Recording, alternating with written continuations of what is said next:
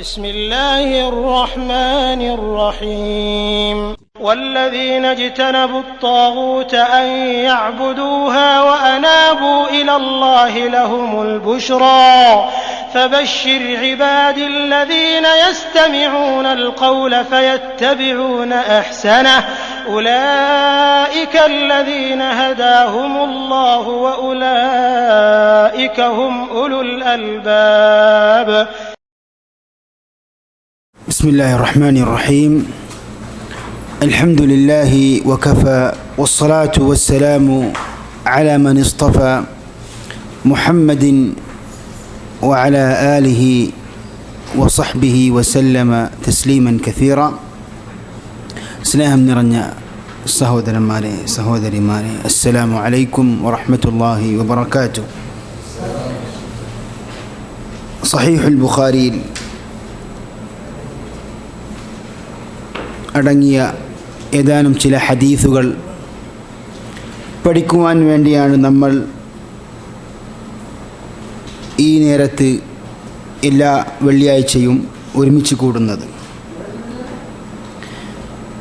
സഹീഹുൽ ബുഖാരിയിൽ കിതാബുൽ ഈമാനിലെ 5 ഹദീസുകൾ നമ്മൾ കഴിഞ്ഞ ക്ലാസ്സുകളിലൂടെ പഠിച്ചു കഴിഞ്ഞു.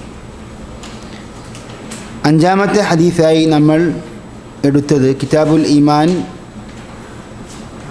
19-ാമത്തെ അധ്യായം ബാബായ ബാബുൻ ഇദാ ലം യകുനിൽ ഇസ്ലാമു അലൽ ഹഖീഖ എന്ന അധ്യായമാണ് നമ്മൾ പഠിച്ചു കഴിഞ്ഞത്. ഇസ്ലാം അതിൻ്റെ യഥാർത്ഥ രൂപത്തിൽ അല്ലെങ്കിൽ അഥവാ ഇസ്ലാം എന്ന ആ പ്രയോഗം കീഴടങ്ങലിൻ്റെയും ഭയത്തിൻ്റെയും അടിസ്ഥാനത്തിലാണെങ്കിൽ, ബാഹ്യമായ കീഴടങ്ങൽ എന്ന അർത്ഥത്തിലാണെങ്കിൽ ആ ഇസ്ലാം യാതൊരു നിലക്കും ആ വ്യക്തിക്ക് ഉപകരിക്കുകയില്ല എന്ന അധ്യായമാണ് നമ്മൾ കഴിഞ്ഞ ക്ലാസ്സിലൂടെ പഠിച്ചത്. ആ അധ്യായത്തിൽ ഇമാം ബുഖാരി റിപ്പോർട്ട് ചെയ്ത ഹദീസും വായിച്ച് പഠിച്ചു കഴിഞ്ഞു. സഅദ് റളിയല്ലാഹു അൻഹു ഇരിക്കെ നബി സല്ലല്ലാഹു അലൈഹി വസല്ലം ഒരു വിഭാഗം ജനങ്ങൾക്ക് ദാനധർമ്മങ്ങൾ നൽകിയപ്പോൾ സഅദ് റളിയല്ലാഹു അൻഹുവിന് പ്രിയപ്പെട്ട ഒരു വ്യക്തിയെ നബി സല്ലല്ലാഹു അലൈഹി വസല്ലം വിട്ടുകളഞ്ഞു. അതുകൊണ്ട് തന്നെ സഅദ് റളിയല്ലാഹു അൻഹു ചോദിക്കുകയാണ്, എനിക്ക് ഏറ്റവും പ്രിയപ്പെട്ട അഥവാ വിശ്വാസിയായ ഒരു മനുഷ്യനെ താങ്കൾ എന്തുകൊണ്ട് ഉപേക്ഷിച്ചു എന്ന് ചോദിച്ചപ്പോൾ, വിശ്വാസത്തിൻ്റെ അടിസ്ഥാനത്തിലല്ല നബി സല്ലല്ലാഹു അലൈഹി വസല്ലം ദാനധർമ്മങ്ങൾ കൊടുക്കുന്നത്. അവിടെ 2 കാര്യങ്ങൾ സൂചിപ്പിച്ചല്ലോ. ഒന്ന്, ഔ മുസ്ലിമൻ, സഅദ് റളിയല്ലാഹു അൻഹു ഇന്നി ലഅറാഹു മുഅ്മിന,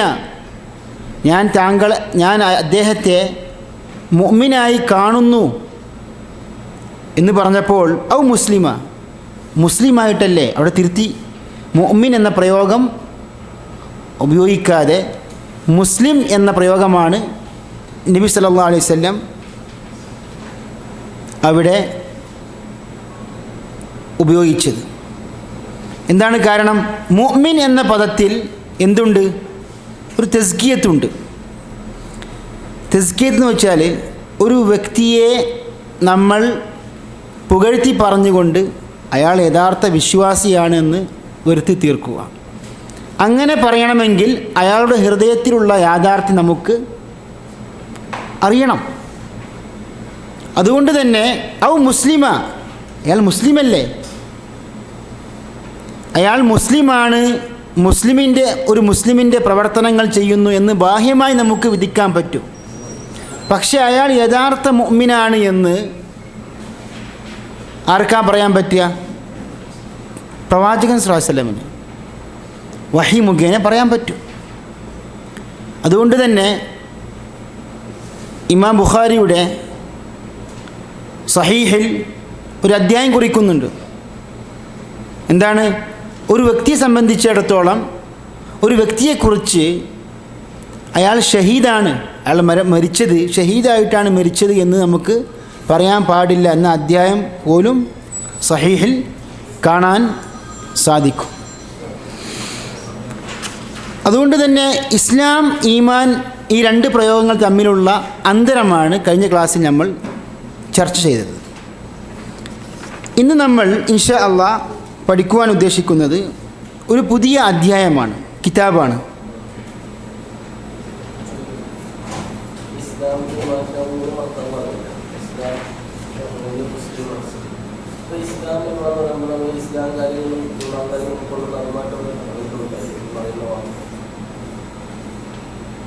അതായത് ദീനിൻ്റെ മർത്തബ മൂന്നാണ്.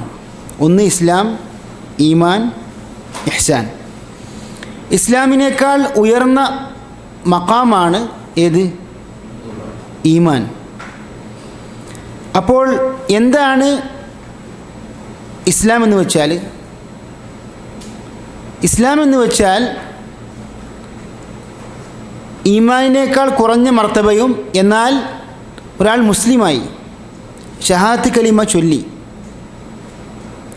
എന്നിട്ട് ആ ഇസ്ലാം ദീൻ സംരക്ഷിക്കുവാനുള്ള വിശ്വാസം അയാളുടെ മനസ്സിൽ ഉണ്ട്.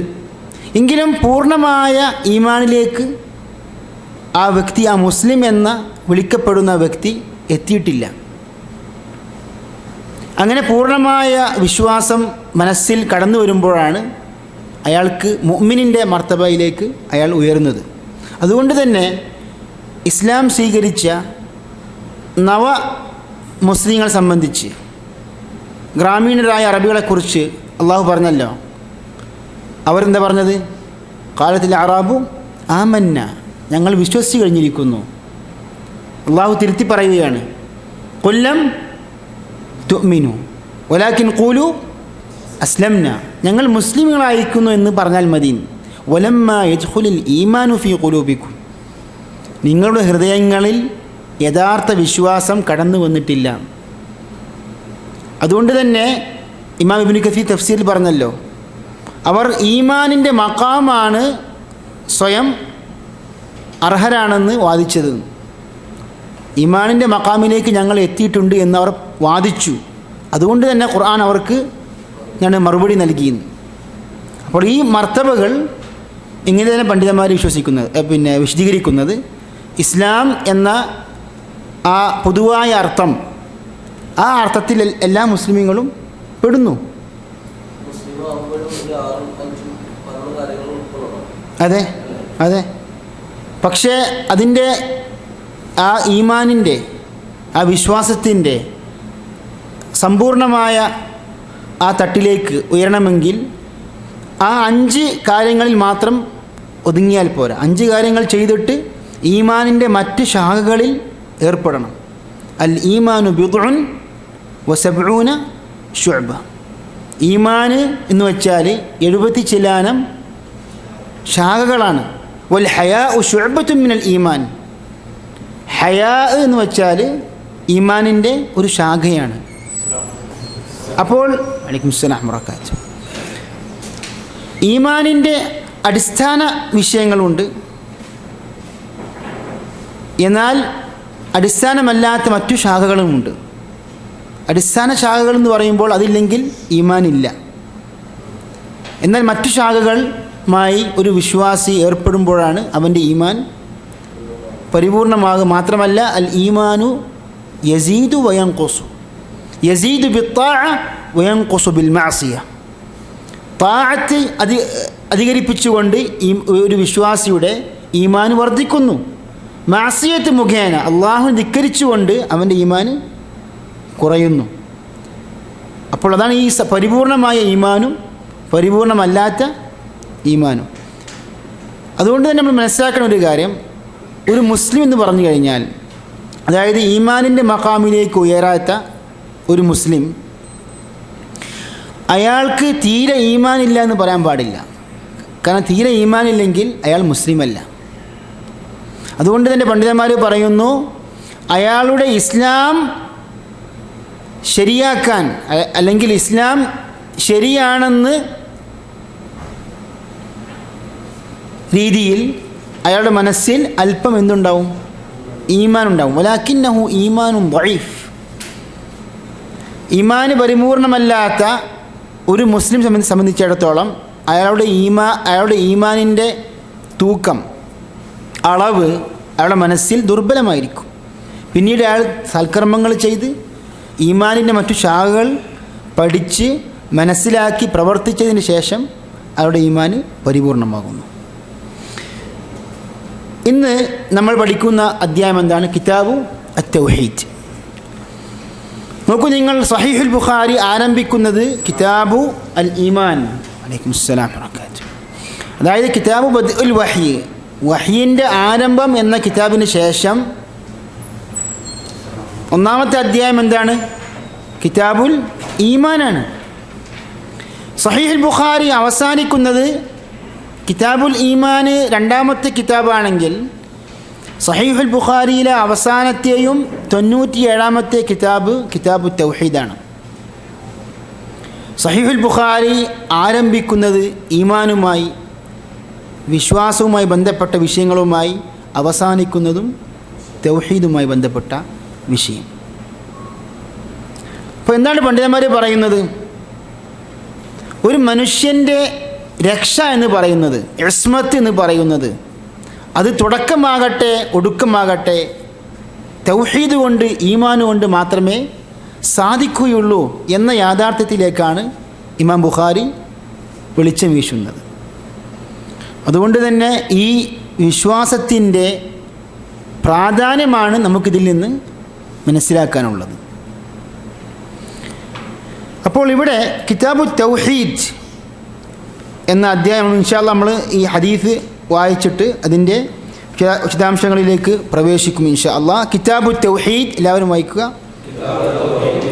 ബാബു മാ ജാഅ ഫീ ദുആഇ നബി സല്ലല്ലാഹു അലൈഹി വസല്ലം ഉമ്മതഹു ഇലാ തൗഹീദില്ലാഹി തബാറക വതആല. وحدثني عبد الله بن أبي الأسود وحدثني عبد الله ابن أبي الأسود قال حدثنا الفضل بن العلاء قال حدثنا إسماعيل بن أمية عن يحيى بن عبد الله ابن صيفي أنه سمع أبا معبد مولى ابن عباس يقول سمعت ابن عباس يقول لما بعث النبي صلى الله عليه وسلم معاذ بن جبل إلى نحو أهل اليمن قال له إنك تقدم على قوم من أهل الكتاب فليكن أول ما تدعوهم إلى أن يوحدوا الله تعالى فإذا عرفوا ذلك فأخبرهم أن الله قد فرض عليهم 5 صلوات في يومهم وليلتهم فإذا صلوا فأخبرهم أن الله افترض عليهم زكاة في أموالهم تؤخذ من غنيهم فترد على فقيرهم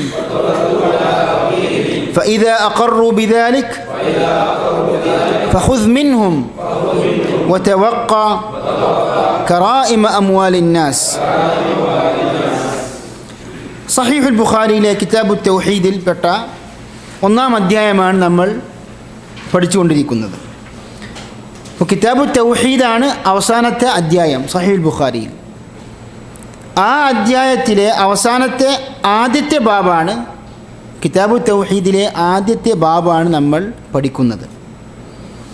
ബാബു മാ ജാഅ ഫീ ദുആഇൻ നബി സല്ലല്ലാഹു അലൈഹി വസല്ലം ഉമ്മതഹു ഇലാ തൗഹീദില്ലാഹി തബാറക വതആല. ബാബു എന്ന് വെച്ചാൽ അധ്യായം. ഏതിൻ്റെ അധ്യായം? മാ ജാഅ ഫീ ദുആഇൻ നബി സല്ലല്ലാഹു അലൈഹി വസല്ലം ഉമ്മതഹു, നബി സല്ലല്ലാഹു അലൈഹി വസല്ലമിൻ്റെ പ്രബോധനം. ഇവിടെ ദുആ എന്ന് വെച്ചാൽ എന്താണ്? പ്രബോധനം, ജനങ്ങളെ ക്ഷണിക്കുക. ഏതിലേക്ക് ക്ഷണിക്കുക? അള്ളാഹുവിൻ്റെ ഏകത്വത്തിലേക്ക്, തൗഹീദിലേക്ക് ക്ഷണിക്കുക. അപ്പോൾ നബി സല്ലല്ലാഹു അലൈഹി വസല്ലം തങ്ങളുടെ ഉമ്മത്തിനെ അള്ളാഹുവിനെ ഏകനാക്കുന്നതിലേക്ക് പ്രബോധനം ചെയ്യുന്ന വിഷയവുമായി ബന്ധപ്പെട്ടു വന്ന അധ്യായം. ഇതാണ് ഈ അധ്യായത്തിൻ്റെ അർത്ഥം. ബാബു മാ ജാഅ ഫീ ദുആഇൻ നബി സല്ലല്ലാഹു അലൈഹി വസല്ലം ഉമ്മതഹു, നബിയുടെ ഉമ്മത്തിനെ നബി ദുആ ചെയ്യുന്നു, ക്ഷണിക്കുന്നു, പ്രബോധനം ചെയ്യുന്നു.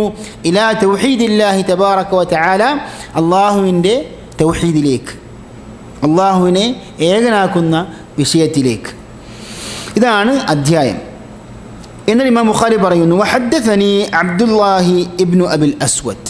അബ്ദുല്ലാഹി ഇബ്നു അബിൽ അസ്വദ് ഇമാം ബുഖാരിയുടെയും ഇമാം അബൂദാവൂദിൻ്റെയും ഉസ്താദാണ്. അദ്ദേഹം മരണപ്പെട്ടത് ഹിജ്റ 223 ഖാല ഹദ്ദസന. ഇവിടെ ഖാല എന്ന് എഴുതുകയില്ല, പക്ഷെ വായിക്കണം. ഇസ്നാദ് വായിക്കുമ്പോൾ ശ്രദ്ധിക്കേണ്ട ഒരു വിഷയമാണത്. മനസ്സിലായില്ലേ? എന്താണത്? അബ്ദുല്ലാഹി ഇബ്നുൽ അസ്വദും അൽ ഫദ്ൽ ഇബ്നുൽ അല എന്ന രണ്ട് പണ്ഡിതന്മാർക്കിടയിൽ എന്തുണ്ട്? ഹദ്ദസന ഉണ്ട്. എന്താണ് ഹദ്ദസന എന്ന് വെച്ചാൽ? നമ്മോട് പറഞ്ഞു തന്നു, നമുക്ക് പറഞ്ഞു തന്നു, അറിയിച്ചു തന്നു. അപ്പോൾ ഇവിടെ ഹദ്ദസന എന്ന വാക്കിന് മുമ്പ് ഖാല പറഞ്ഞിട്ടില്ലെങ്കിൽ ഈ വായിക്കുന്ന വ്യക്തിയോട് പറഞ്ഞു എന്ന അർത്ഥമായി മാറും. അതുകൊണ്ട് ഖാല എന്ന് പറയണം. ആരാണ് ഈ ഹദ്ദസന എന്ന വാക്ക് ഉപയോഗിച്ചത്? അബ്ദുല്ലാഹി ഇബ്നുൽ അബിൽ അസ്വദ്. അതുകൊണ്ട് അദ്ദേഹം പറഞ്ഞു എന്ന പദം അവിടെ ഇസ്നാദ് വായിക്കുമ്പോൾ ഖാല എന്ന പദം എഴുതിയിട്ടില്ലെങ്കിലും അത് വായിക്കണമെന്നാണ് ഉലൂമുൽ ഹദീസിൽ നമ്മൾ പഠിക്കുന്നത്. അപ്പോൾ എങ്ങനെ ഇസ്നാദ് വായിക്കേണ്ടത്? വഹദ്ദസനി അബ്ദുല്ലാഹി ഇബ്നു അബിൽ അസ്വദ് ഖാല ഹദ്ദസന അൽ ഫദ്ൽ ഇബ്നുൽ അല ഖാല ഹദ്ദസന ഇസ്മാഈൽ ഇബ്നു ഉമയ്യ. മനസ്സിലായില്ലേ? ശരി. ഖാല ഹദ്ദസന അൽ ഫദ്ൽ ഇബ്നുൽ അല. അൽ ഫദ്ൽ ഇബ്നുൽ അല അൽ കൂഫി ഇമാം അഹ്മദിൻ്റെയും അലി ഇബ്നുൽ മദീനിയുടെയും ഉസ്താദാണ്. അദ്ദേഹം എത്രാം വർഷത്തിലാണ് മരണപ്പെട്ടത് എന്ന് അറിയുകയില്ല. എങ്കിലും ഈ പണ്ഡിതന്മാരുടെ ഗുരുവാണെന്ന് രേഖപ്പെടുത്തപ്പെട്ടിട്ടുണ്ട്. ആരാണ് ഈ അലി ഇബ്നുൽ മദീനി? ഈ ക്ലാസ്സിൻ്റെ തുടക്കത്തിൽ നമ്മൾ ഈ ഹദീസിൻ്റെ ക്ലാസ്സിൻ്റെ തുടക്കത്തിൽ പറഞ്ഞാണ്. അലി ഇബ്നുൽ മദീനി ആരാണ്? ഇമാം ബുഖാരിയുടെ ഉസ്താദാണ് അലി ഇബ്നുൽ മദീനി. قال حدثنا إسماعيل بن أمية. إسماعيل بن أمية الأموي ഹിജ്റ 144 മരണപ്പെട്ടതാണ്. عن يحيى بن عبد الله بن صيفي. يحيى بن عبد الله بن محمد بن يحيى بن صيفي المكي. അദ്ദേഹം ഹിജ്റ എത്രാം വർഷത്തിലാണ് മരണപ്പെട്ടത് എന്ന് നിശ്ചയമില്ല. അന്നഹു സമിഅ അബാ മഅബദിൻ. അദ്ദേഹം കേട്ടു. ആരിൽ നിന്ന് കേട്ടു? അബൂ മഅബദിൽ നിന്ന് കേട്ടു. ആരാണ് ഈ അബൂ മഅബദ്? അബൂ മഅബദിൻ്റെ പേരെന്താണ്? നാഫിദ്. ദാലാണ്. ഈ ദാലിൻ്റെ മേലെ കുത്ത് ഇട്ടാൽ എന്തായി? ദാലായി മാറി. നാഫിദ് എന്നാണ് അദ്ദേഹത്തിൻ്റെ പേര്. ഇബ്നു അബ്ബാസ് റളിയല്ലാഹു അൻഹുവിൻ്റെ മൗലയാണ് ആര്? നാഫിദ് എന്ന ഈ പണ്ഡിതൻ. അദ്ദേഹം താബിഇയാണ്, പണ്ഡിതനുമാണ്. ഹിജ്റ 104 മരണപ്പെട്ടു. അപ്പോൾ ഇബ്നു അബ്ബാസിൻ്റെ മൗലയായ അബൂ മഅബദ് ഇബ്നു അബ്ബാസിൽ നിന്ന് കേട്ടു. അദ്ദേഹം പറയുന്നു, യഖൂലു സമിഅ്തു ഇബ്നു അബ്ബാസിൻ, ഇബ്നു അബ്ബാസ് പറയുന്നതായി ഞാൻ കേട്ടു. ആര് പറഞ്ഞു? അബൂ മഅബദ് പറഞ്ഞു.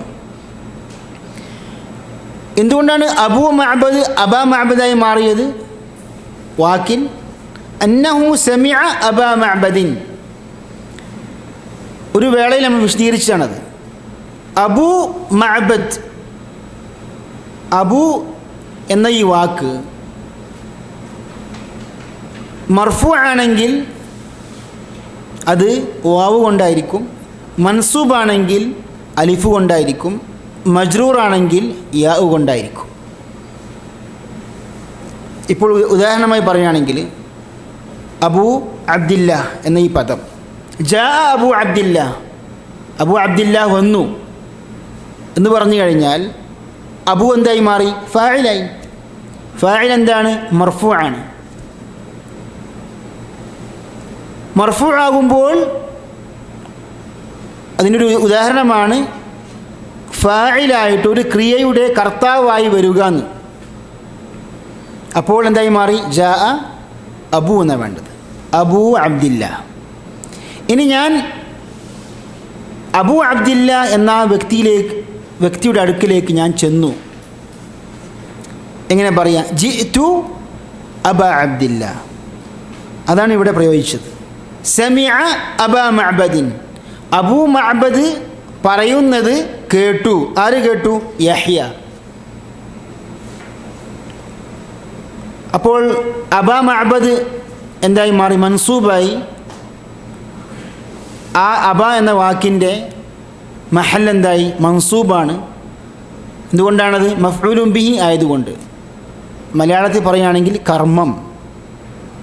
കർമ്മമാണ്, അതുകൊണ്ട് മൻസൂബായിരിക്കും. അത് ഈ അബു, അഹു പോലെയുള്ള പദങ്ങൾ ആണെങ്കിലുള്ള അവസ്ഥയാണ്. സാധാരണ കർത്താവാണെങ്കിൽ എന്താ കൊടുക്കേണ്ടത്? ദമ്മ്. ഫജാഅ മുഹമ്മദുൻ അല്ലേ? റഅയ്തു മുഹമ്മദൻ. മൻസൂബാണെങ്കിൽ ഫത്ഹാണ് കൊടുക്കേണ്ടത്. ഇനി ദഹബ്തു ഇലാ മുഹമ്മദിൻ, ഇലാ പോലെയുള്ള ജറിൻ്റെ വാക്കുകൾ ഉപയോഗിച്ച് കഴിഞ്ഞാൽ അവിടെ കസ്റാണ് വരേണ്ടത്. ഈ അബു എന്ന് തുടങ്ങുന്ന വാക്കുകളാണെങ്കിലോ യാ ആണ്. കസ്റിന് പകരം എന്തായി? യാ ആണ്. ഇത് ഗ്രാമറിൻ്റെ ക്ലാസ് അല്ല, എങ്കിലും ചെറിയ സൂചന നൽകിയെന്ന് മാത്രം.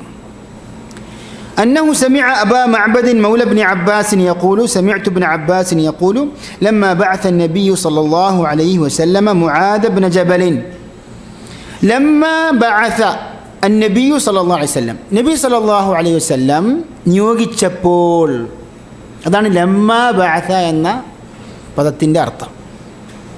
ആരെ നിയോഗിച്ചപ്പോൾ, അയച്ചപ്പോൾ? മുആദ് ഇബ്നു ജബലിൻ, മുആദ് ഇബ്നു ജബൽ റളിയല്ലാഹു അൻഹുവിനെ നിയോഗിച്ചപ്പോൾ ഇലാ നഹ്വി അഹ്ലിൽ യമൻ, യമൻ വാസികളിലേക്ക്, യമൻകാരായ ജനതയിലേക്ക്, യമനികളായ ജനതയിലേക്ക് മുആദ് ഇബ്നു ജബൽ റളിയല്ലാഹു അൻഹുവിനെ നബി സല്ലല്ലാഹു അലൈഹി വസല്ലം നിയോഗിച്ചപ്പോൾ പറഞ്ഞു കൊടുത്തു. ആരോട് പറഞ്ഞു? ഖാല ലഹു, ആരോട് പറഞ്ഞു? മുആദ് റളിയല്ലാഹു അൻഹുവിനോട് പറഞ്ഞു. എന്താണ് പറഞ്ഞത്? ഇന്നക തഖ്ദമു അലാ ഖൗമിൻ മിൻ അഹ്ലിൽ കിതാബ്, താങ്കൾ വേദക്കാരായ ഒരു ജനവിഭാഗത്തിൻ്റെ അടുക്കിലേക്കാണ് താങ്കൾ ചെന്നെത്തുന്നത്. ഇന്നക, നിശ്ചയം താങ്കൾ, തഖ്ദമു പോകുന്നത്, ചെന്നെത്തുന്നത്, അലാ ഖൗമിൻ മിൻ അഹ്ലിൽ കിതാബ്, വേദക്കാരായ ഒരു ജനതയിലേക്ക്, ഒരു ജനതയുടെ അടുക്കലേക്ക്. നബി സല്ലല്ലാഹു അലൈഹി വസല്ലം മുആദ് റളിയല്ലാഹു അൻഹുവിനെ യമനിലേക്ക് പറഞ്ഞയക്കുന്നു. കാരണം യമൻ മുസ്ലിങ്ങളുടെ അധീനത്തിൽ പെട്ടുകഴിഞ്ഞു. അതുകൊണ്ട് തന്നെ ഇസ്ലാം ദീൻ പഠിപ്പിക്കുവാൻ വേണ്ടി യമനിലേക്ക് ചില സഹാബത്തുകളെ നബി സല്ലല്ലാഹു അലൈഹി വസല്ലം അയച്ചു. അവരുടെ കൂട്ടത്തിലായിരുന്നു ആര്?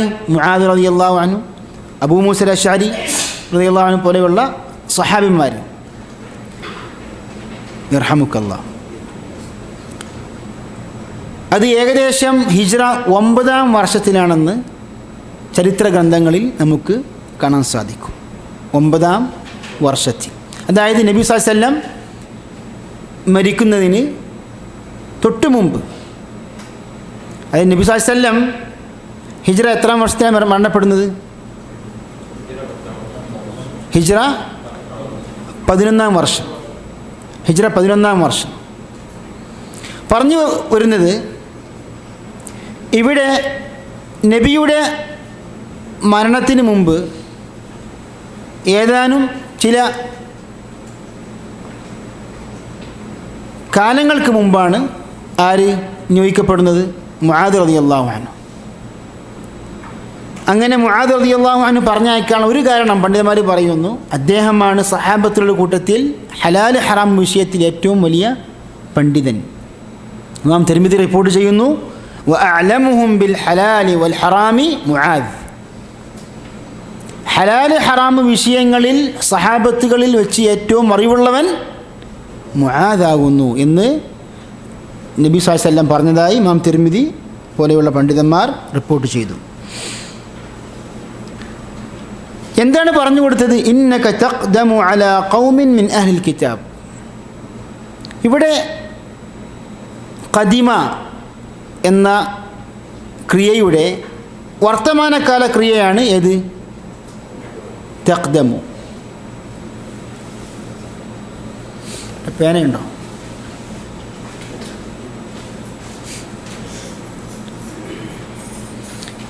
ഈ ഖദിമ എന്ന് വെച്ചാൽ എത്തി, വന്നു.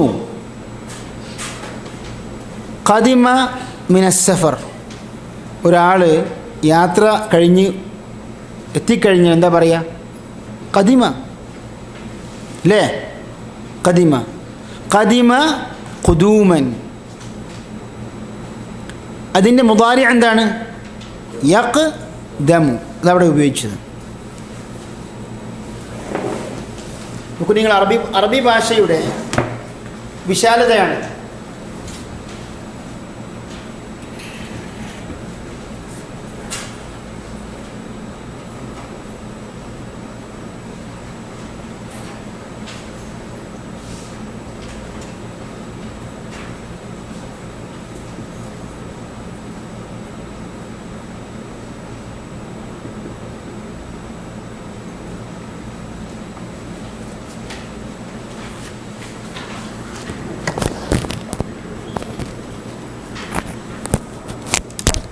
ഇവിടെ 3 സാദൃശ്യമുള്ള വാക്കുകളാണ്. അത് ഒറ്റ പദമാണ്.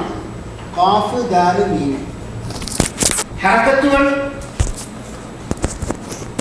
അത് ശരിയാണ്. ഹർക്കത്തുകൾ വ്യത്യാസം കാരണം എന്തായി മാറി? അർത്ഥവും വ്യത്യാസം. നോക്കൂ നിങ്ങൾ, ഖദിമ, ഖദമ, ഖദുമ. ഇത് ശരിക്ക് ഇത്രയും സൂക്ഷ്മമായ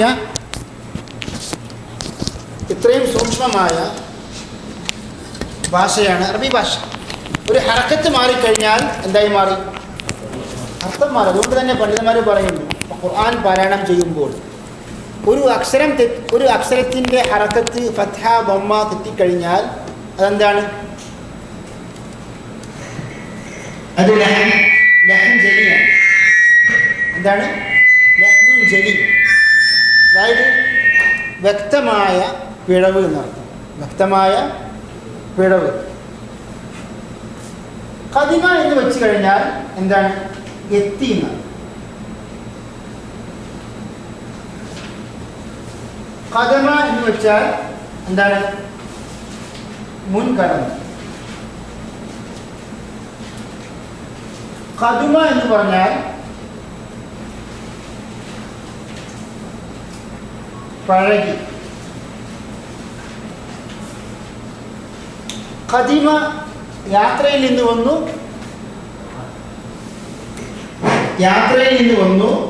എന്താണ് പറയുക? ഖദിമ. ഖദിമ ഇതിന്റെ മുബാരിഅ എന്താണ്? യഖ്ദമു എന്നാണ്. യഖ്ദമു. ഖദിമ യഖ്ദമു. ഇതിന്റെ മസ്ദർ ക്രിയാധാതു എന്താണ്? ഖുദൂമൻ. ഖുദൂമൻ. ഖദിമ യഖ്ദമു ഖുദൂമൻ. അതുകൊണ്ട് തന്നെ ഹദീസ് വായിക്കുമ്പോൾ ഈ അർത്ഥത്തിലാണ് ഹദീസിൽ പ്രയോഗിക്കപ്പെട്ടത്. അതുകൊണ്ട് തന്നെ ഇന്നക തഖ്ദുമു എന്ന് പറഞ്ഞു കഴിഞ്ഞാൽ അർത്ഥം മാറി. മനസ്സിലായി? അതുകൊണ്ട് തന്നെ വളരെ ശ്രദ്ധിക്കണം. ഹറക്കത്തില്ലെങ്കിൽ നമുക്ക് ഈ അർത്ഥം പറഞ്ഞാൽ ഈ വസ്ന് മനസ്സിലാക്കി കഴിഞ്ഞാൽ നമുക്ക് ശരിയായ രീതിയിൽ വായിക്കാൻ സാധിക്കും. ഇനി ഖദമ എന്ന വാക്ക് എന്താക്കും? മുൻകടന്നു, മുന്നിലായി എന്നതിൻ്റെ മുബാരി എന്താണ്? യഖ്ദുമു. യഖ്ദുമു. യഖ്ദുമു എന്നാണ് ഇതിൻ്റെ ഖദമ എന്ന വാക്കിൻ്റെ അർത്ഥം. ഖദിമ, ഖദമ, ഖദിമ. ഇതിൻ്റെ ക്രിയാധാതു എന്താണ്? ഖുദ്മൻ. ഈ പ്രയോഗം ഖുർആനിൽ വന്നിട്ടുണ്ട്. യഖ്ദുമു ഖൗമഹു. അതെ, ഖദുമ. ഖദുമ അതായത് പിന്നെ ഇത് ഭൂതകാല ക്രിയയാണ്. ഭൂതകാല ക്രിയയുടെ അവസാനം എപ്പോഴും എന്തായിരിക്കും?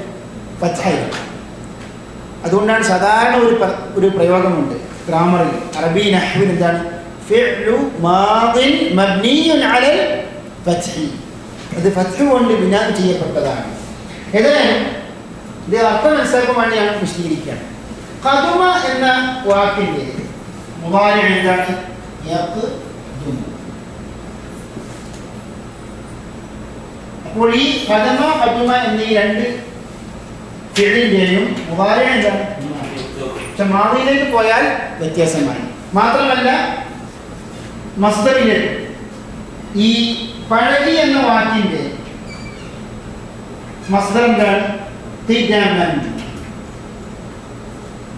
ഖിദമൻ. അപ്പോൾ ഖദുമ യഖ്ദുമു ഖിദമൻ എന്ന് പറഞ്ഞാൽ ഒരു സാധനം പഴയതായി. അതുപോലെ തന്നെ ഖദമ യഖ്ദുമു ഖുദ്മൻ എന്ന് വെച്ചാൽ മുൻകടന്നു. യഖ്ദുമു ഖൗമഹു യൗമൽ ഖിയാമത്തി ഫഔറദഹുൻ നാർ. ഫിർഔനെ സംബന്ധിച്ച് ഖുർആനിൽ പറഞ്ഞല്ലോ, യഖ്ദുമു ഖൗമഹു യൗമൽ ഖിയാമ. അദ്ദേഹം അദ്ദേഹത്തിൻ്റെ ജനതയെ മുൻകടക്കും, മുന്നിലാവും നരകത്തിൽ. ഫഔറദഹുൻ നാർ. അങ്ങനെ അവൻ ഫിർഔന് നരകത്തിലേക്ക് എന്ത് നയിക്കും. പറഞ്ഞു വരുന്നത് ഇവിടെ എത്തി, മുൻകടന്നു, പഴകി എന്ന് ഒരു ഹറക്കത്തിൻ്റെ വ്യത്യാസം കൊണ്ടാണ് എന്തായി മാറിയത്? അർത്ഥവ്യത്യാസം വന്നത്. അൽഹംദുലില്ലാഹ്.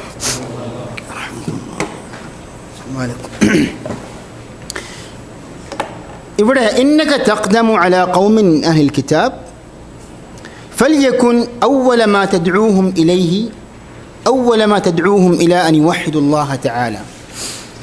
താങ്കൾ ആദ്യം അവരെ ക്ഷണിക്കേണ്ടത്, വിളിക്കേണ്ടത്, പ്രബോധനം ചെയ്യേണ്ടത് ഏതിലേക്കാണ്? അള്ളാഹുവിനെ ഏകനാക്കുന്നതിലേക്കാണ്.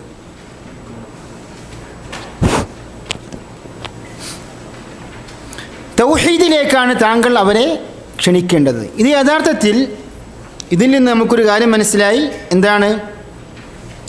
ഒരു പ്രബോധനെ സംബന്ധിച്ചിടത്തോളം ആദ്യം അയാൾ ശ്രദ്ധ പുലർത്തേണ്ടത് ഏത് വിഷയമാണ്? തൗഹീദ് വിഷയമാണ്.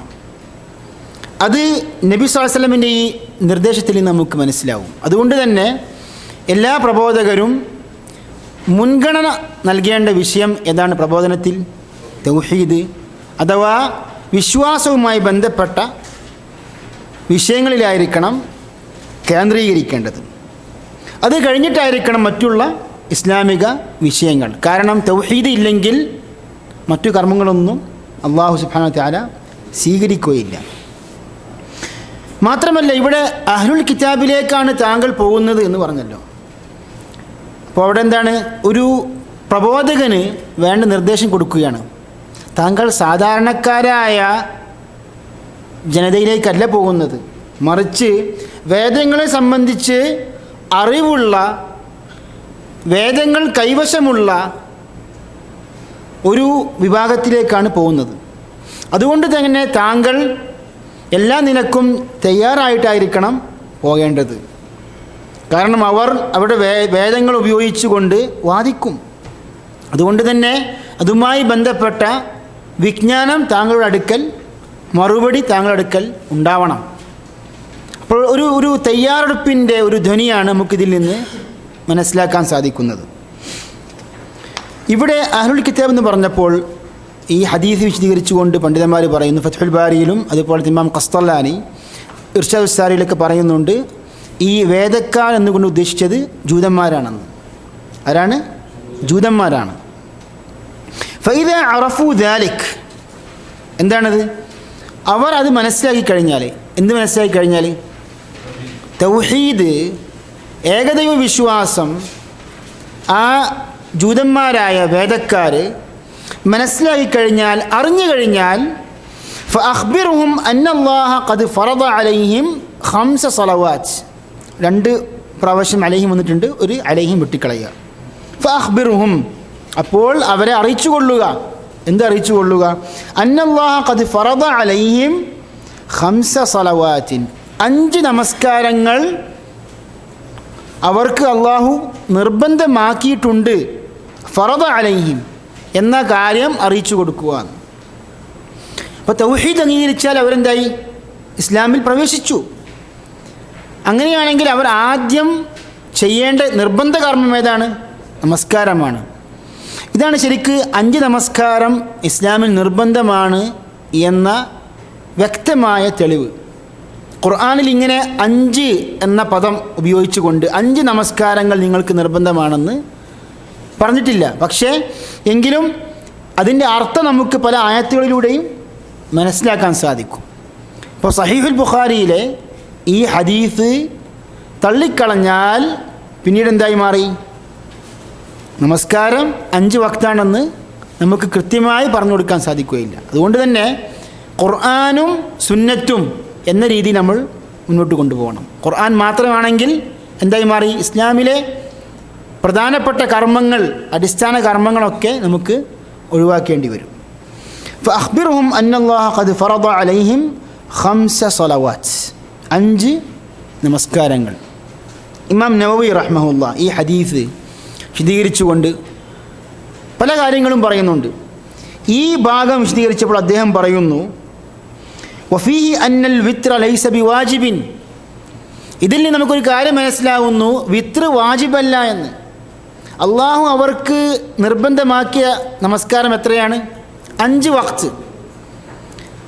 അതിൻ്റെ അർത്ഥം ഈ 5 വക്ത് കഴിഞ്ഞാൽ, 5 വക്ത് കൂടാതെയുള്ള നമസ്കാരങ്ങൾ അത് ഫർദല്ല, മറിച്ച് നഫ്ലാണ്, സുന്നത്തായ നമസ്കാരങ്ങളാണെന്ന് മനസ്സിലായി അല്ലേ?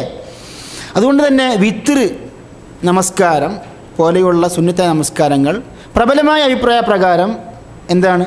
അത് വാജിബല്ല, അത് സുന്നത്താണ്. ചില മദ്ഹബുകളിൽ, ഹനഫി മദ്ഹബ് ഉദാഹരണം, ഹനഫി മദ്ഹബിൽ വിത്ർ എന്താണ്? വാജിബാണ്. ഫഅഖ്ബിർഹും അന്നല്ലാഹ ഖദ് ഫറദ അലൈഹിം 5 സ്വലവാത്തിൻ. ഇവിടെ എന്താണ് ഇമാം നവവി പറയുന്നത്? നോക്കിയിട്ട് ഇമാം നവവിൻ്റെ സൂക്ഷ്മമായ പാണ്ഡിത്യം. അദ്ദേഹം പറയുന്നു, വിത്ർ വാജിബല്ല. لأن بعث معاذ إلى اليمن كان قبل وفاة النبي صلى الله عليه وسلم بقليل. നബിയുടെ മരണത്തിന് തൊട്ട് മുമ്പായിരുന്നു, അല്പം കാലങ്ങൾക്ക് മുമ്പായിരുന്നു മുആദ് റളിയല്ലാഹു അൻഹുവിനെ യമനിലേക്ക് നിയോഗിച്ചത്. അപ്പോൾ അതുകൊണ്ട് അവിടെ നിർബന്ധമായ നമസ്കാരം 5 പറയുമ്പോൾ അതിൻ്റെ അർത്ഥം എന്താണ്? ഇസ്ലാമിൻ്റെ, അതായത് നബിയുടെ മരണത്തിന്, വഫാത്തിന് തൊട്ട് മുമ്പും വിത്ർ എന്തല്ല? വാജിബല്ല. അപ്പോൾ ചില ഹദീസുകളിൽ ഔത്തിറു നിങ്ങൾ വിത്ർ നമസ്കരിക്കണം കൽപ്പന വന്നിട്ടുണ്ട്. ആ കൽപ്പന എന്ന ആ നിർദ്ദേശം അതിൻ്റെ അർത്ഥം എന്തായി മാറി? സുന്നത്തായി മാറി. കൽപ്പന എന്ന പ്രയോഗം ഖുർആനിലോ ഹദീസിലോ വന്നിട്ടുണ്ടെങ്കിൽ അത് അടിസ്ഥാനപരമായി എന്തിനുള്ളതാണ്? നിർബന്ധത്തിനുള്ളതാണ്. വഅഖീമുസ്സലാ, നമസ്കാരം ഞാൻ നിർത്തുക എന്ന് പറയുമ്പോൾ അവിടെ നമസ്കാരം സുന്നത്താണെന്ന് നമുക്ക് പറയാൻ പറ്റില്ല. കാരണം അത് അമ്ർ വന്നു കഴിഞ്ഞു. ഖുർആനിലും സുന്നത്തിലും അമ്ർ വന്നു കഴിഞ്ഞാൽ അതെന്തിനുള്ളതാണ്? വുജൂബിനുള്ളതാണ്. വുജൂബിന് ഉള്ള കൽപ്പനയാണത്. ഇനി വേറെ ഹദീസിൽ വേറെ തെളിവുകളിലൂടെ ആ നിർബന്ധം സുന്നത്താണെന്ന് തെളിയിച്ചിട്ടുണ്ടെങ്കിൽ വുജൂബിൽ നിന്ന് നദ്ബിലേക്ക് സുന്നത്തിലേക്ക് ആ വിധി മാറും. ഇതാണ് ഇമാം നവവിയുടെ ഈ ഇബാറത്തിൻ്റെ അർത്ഥം. ഫി യൗമിഹിം വലൈലത്തിഹിം, അവരുടെ പകലിലും രാവിലും അവർക്ക് എന്താണ്? ഈ 5 വക്തുകൾ നിർബന്ധമാണ്. അതായത് ഈ 5 വക്തുകളിൽ പകൽ നിർവഹിക്കേണ്ട നമസ്കാരവുമുണ്ട്, രാത്രി നിർവഹിക്കേണ്ട നമസ്കാരമുണ്ട്. ഫജ്ർ, അതുപോലെ തന്നെ ളുഹർ, അസ്ർ പോലെയുള്ള നമസ്കാരങ്ങൾ പകൽ സമയത്താണ് നിർവഹിക്കേണ്ടത്. മഗ്രിബ്, ഇശാ നമസ്കാരങ്ങൾ രാത്രി സമയവും. ഫൈദാ സല്ലവും, അങ്ങനെ അവർ അംഗീകരിച്ച് നമസ്കരിച്ചു കഴിഞ്ഞാൽ ഫഅഖ്ബിർഹും അന്നല്ലാഹ അഫ്തറദ അലൈഹിം സകാത്തൻ ഫി അംവാലിഹിം, അവരുടെ അംവാലുകളിൽ,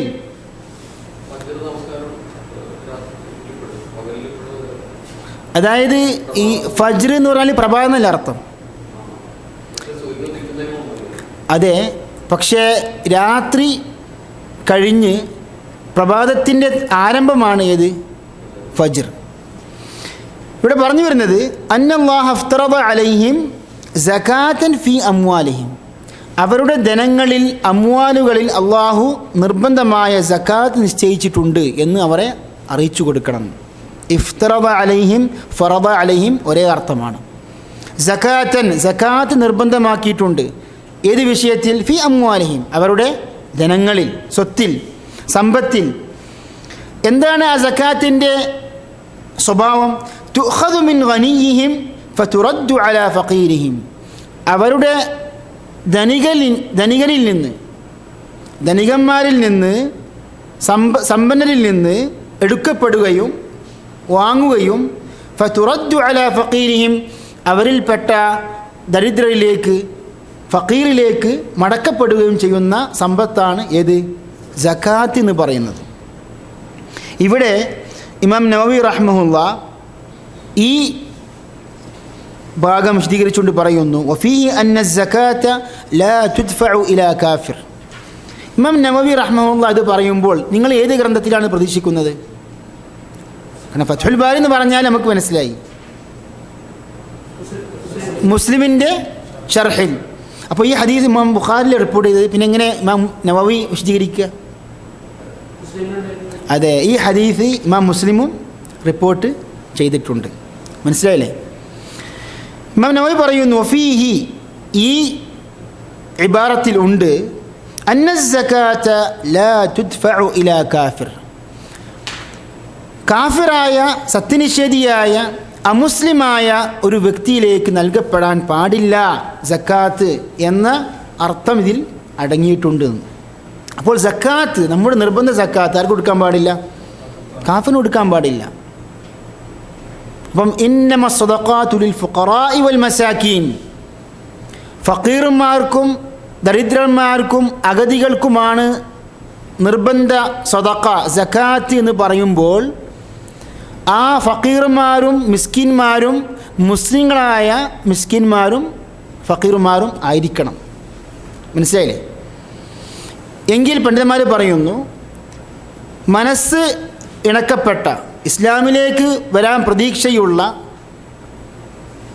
വിഭാഗം, അവർ അമുസ്ലിങ്ങളാകട്ടെ, അവർക്ക് സക്കാത്ത് നൽകാം എന്നും പണ്ഡിതന്മാർ പറയുന്നു. വൽ മുഅല്ലഫത്തി ഖുലൂബുഹും എന്ന ആ പദത്തിൻ്റെ വിശദീകരണത്തിൽ പണ്ഡിതന്മാർ പറയുന്നു. പെട്ടെന്ന് തന്നെ തീർക്കാം. തുഖദു മിൻ ഗനിയിഹിം ഫതുറദ്ദു അലാ ഫഖീരിഹിം ഫഇദാ അഖറു ബിദാലിക്, അവർ അത് അംഗീകരിച്ചു കഴിഞ്ഞാൽ, എന്താ അഖറു എന്ന് വെച്ചാൽ അംഗീകരിച്ചു കഴിഞ്ഞാൽ, ഫഖുദ് മിൻഹും അവരിൽ നിന്ന് താങ്കൾ സക്കാത്ത് എടുത്തുകൊള്ളുക. വതവഖ താങ്കൾ സൂക്ഷിക്കണം. എന്ത് സൂക്ഷിക്കണം? ഖറായിമ അംവാലിന്നാസ് ജനങ്ങളുടെ സമ്പത്തിൽ വിലപ്പെട്ടത്, വിലമതിച്ച സമ്പത്ത് നോക്കിയിട്ട് താങ്കൾ എടുക്കരുത്. അത് അവർക്ക് വിഷമമുണ്ടാക്കുന്ന സംഗതിയാണ്. അതുകൊണ്ട് തന്നെ മധ്യരൂപത്തിൽ പറ്റ മോശമാകാത്ത എന്നാൽ വലിയ മുന്തിയ സമ്പത്തല്ലാത്ത ഒരു അവർ അമ്വാലിൽപ്പെട്ട വിഭവമാണ് താങ്കൾ എടുക്കേണ്ടത് എന്ന് പറഞ്ഞു. ഉദാഹരണമായി പറയുകയാണെങ്കിൽ ഒരാൾക്ക് 5 ഒട്ടകമുണ്ട്. 5 ഒട്ടകമുണ്ട്. എത്രയാണ് നിർബന്ധ സക്കാത്ത്? ഒരു ആട്. ഇപ്പോൾ പശുവിൻ്റെ സക്കാത്ത് ആരംഭിക്കുന്നത് ഏത് കണക്കിൽ നിന്നാണ്? 30 പശുവുണ്ടെങ്കിൽ ഒരു തബീആണ് നിർബന്ധ സക്കാത്ത്. അതുപോലെ തന്നെ ആടിൻ്റെ കണക്കാണെങ്കിൽ 40 ആടുകൾ ഉണ്ടെങ്കിൽ ഒരാടാണ് നിർബന്ധ സക്കാത്ത്. ഈ 40 ആടുകളിൽ നിന്ന് ഏറ്റവും മുന്തിയ നല്ല വരുമാനം ഉള്ള ആടിനെ മാത്രം നോക്കിയിട്ട് എടുത്തിട്ട് ഈ സക്കാത്ത് ശേഖരിക്കുന്ന ആൾക്കാരുണ്ടല്ലോ വന്നിട്ട് അവർക്കുള്ള നിർദ്ദേശമാണത്. സക്കാത്ത് ശേഖരിക്കുന്ന ആൾക്കാർ ശ്രദ്ധിക്കേണ്ടതാണത്.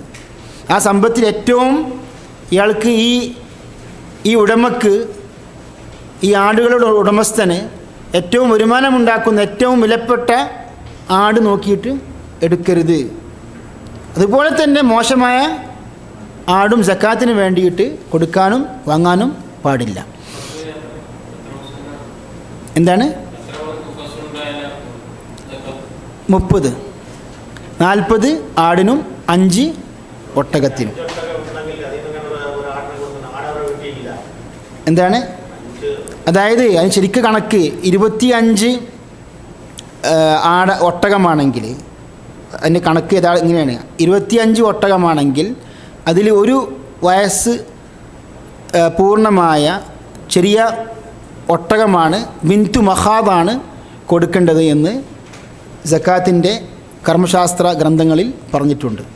അപ്പോൾ ഞാൻ പറഞ്ഞു വരുന്നത്, നമ്മൾ അത് പറയാനുള്ള കാരണം അവയിൽപ്പെട്ട ഏറ്റവും വിലപ്പെട്ട വസ്തു എടുക്കാൻ പാടില്ല എന്ന നിർദ്ദേശമാണ് ഇവിടെ. ഈ ഹദീസ് ഇമാം ബുഖാരി കിതാബു സക്കാത്തിൽ ഉദ്ധരിച്ചപ്പോൾ എന്താ പറഞ്ഞത്? അതായത് അവരുടെ സമ്പത്തിൽ ഏറ്റവും വിലപ്പെട്ടത് എടുക്കാൻ പാടില്ല എന്ന് പറഞ്ഞതിന് ശേഷം പറയുന്നു വത്തഖി ദഅവത്തൽ മദ്ലൂം.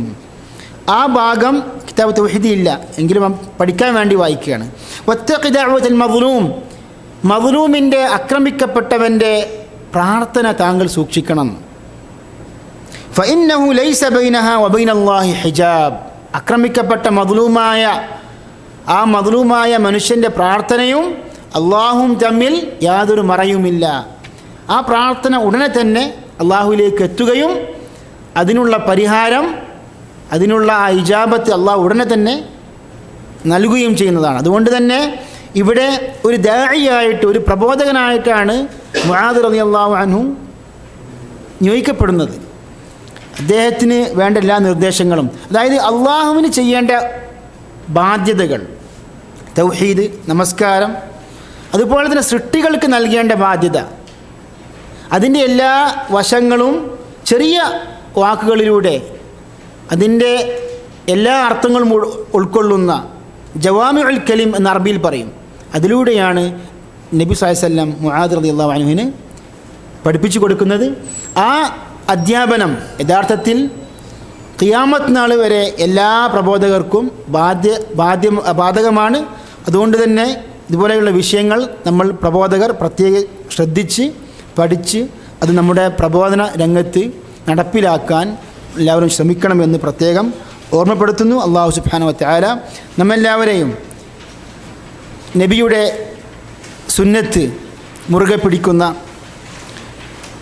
പ്രവാചകൻ സ്വല്ലല്ലാഹു അലൈഹി വസല്ലമിൻ്റെ അധ്യാപനങ്ങൾ ഉൾക്കൊണ്ട് പ്രബോധനം നടത്തുന്ന സാലിഹീങ്ങളായ ദുആത്തുകളിൽ നമ്മെല്ലാവരും അല്ലാഹു ഉൾപ്പെടുത്തുമാറാകട്ടെ. വസല്ലല്ലാഹു വസല്ലമ അലാ നബിയിന വറസൂലിന മുഹമ്മദ് വഅലാ ആലിഹി വസഹ്ബിഹി അജ്മഈൻ വൽഹംദുലില്ലാഹി റബ്ബിൽ ആലമീൻ. അസ്സലാമു അലൈക്കും.